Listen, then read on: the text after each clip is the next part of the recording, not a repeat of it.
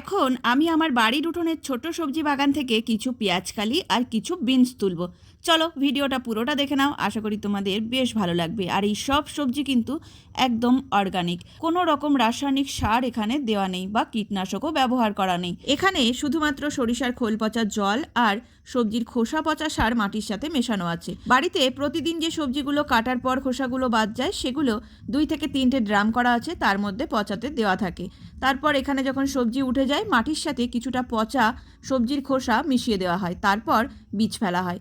দেখতেই পেলে কিছুটা পেঁয়াজকালি তুলে নিলাম, আগেও কিন্তু এখান থেকে বেশ কিছুটা পেঁয়াজকালি তোলা হয়েছে। এবার তুলছি বিনস।